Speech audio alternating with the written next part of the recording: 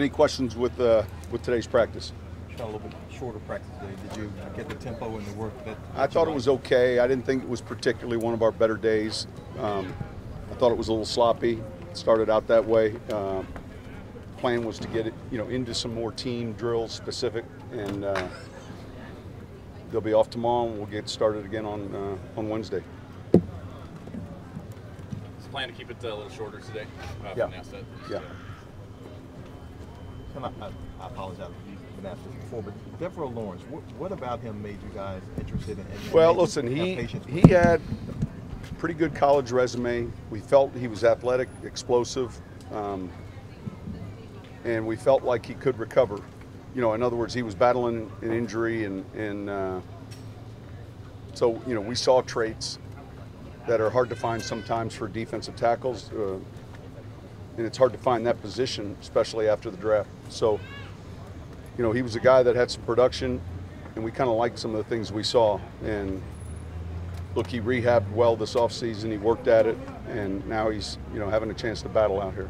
Watson seemed pretty active today. How has his performance in camp compared to what? Well, he missed some days, so today it was good to see him, catch a few balls. For him, it's still getting back into playing condition. What traits jump out about Vereen? Say it again. Vereen, what traits kind of jump out about him? Well, he's smart. He's a good receiver out of the backfield. Those would be some strengths. He knows what to do. I think he's good in protection. With the preseason game under your belt, is it easier to get your point across and what you want to do in practice compared to just practice film? Well, when you get into, so you leave the week and a half before you're playing a game and you get into the opponent, we're still focused. We're Saints on Saints today. In other words, Arizona will start when they get back. But you're still in a training camp mode. So, yeah, you'll have film now to look at when the time comes to prepare these guys for the next game. But there's still a lot of fundamental things that we have to do better. Did you have a team movie night last week? Just in the afternoon, a little activity after practice. Hey, Sean, you've got three guys that have been head coaches in the NFL: Campbell, Allen, and Mike Nolan. Obviously, they're good coaches. They wouldn't be on your staff. But what tangible do they bring to your staff that they? Each one's a little different. I've worked with Dan before. Obviously, at the end of his career, he played here, but we were together in New York when he was a player. We were together in Dallas when he was a player. I've tried to hire him before, and it's a little bit more challenging when he's under contract somewhere else. There's a toughness, and there's an element about him that's very impressive. And being around him as much as I've been, that's an easy decision. In Mike Nolan's case, there's a lot of experience on the defensive side of the ball. We certainly knew him as a head coach at San Francisco, but long before that, he was at Washington when I was at the Giants, and I think it's been a real good sounding board for Dennis, and another guy that's thinking with regards to past experience. Dennis Allen was with us, in the very beginning, and then got his opportunity to go coordinate and then become a head coach. So that prior experience helped me certainly with the decision to hire him. So, hopefully, and I've said this before, when you're putting together a staff, you're wanting to put together guys that are having opportunities to move on, and I think we've got a number of guys here currently on this staff that when the time comes, we'll have hopefully those opportunities for them. So the experience is one thing, but also understanding the culture here and what we expect. All of those things factor into it. Sean, sometimes head coaches are reluctant to bring on former head coaches. You haven't been that way. Yeah, listen, I've never looked at it like that. I mean, I'm trying to get the best staff possible, and I've never looked at it as something that, I think that experience, that ultimately they've done something well prior to becoming the head coach, because that's what allowed them that opportunity. So it's not a prerequisite either. It's just, it's not really been a lot of thought given when we're looking to hire a certain position, you know, we'll spend time in the interview process and be kind of slow to go through what we think the strengths and weaknesses are and make the correct decision, hopefully. Does having guys with that experience help you come up with new ideas?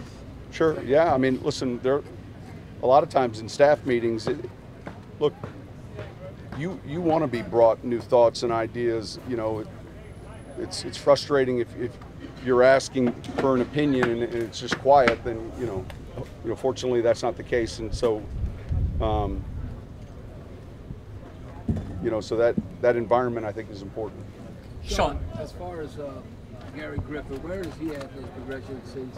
I think you know, I think he's become a little bit better blocker than we expected, and he's still working on the passing game. But he is physical. He plays with good pad leverage, and I think that area is something that he's improved and is doing real well. And then with regards to all the other things, you know, it's still a work in progress. But I think the one thing he does well is block with leverage, and you know, he can protect. Do you see him a contributor on special teams also? We'll see. You know, hopefully, you know, if he's able to do one or two things, I think that's still to be determined. Sean, I know that 4 preseason games are probably here to stay for a long time.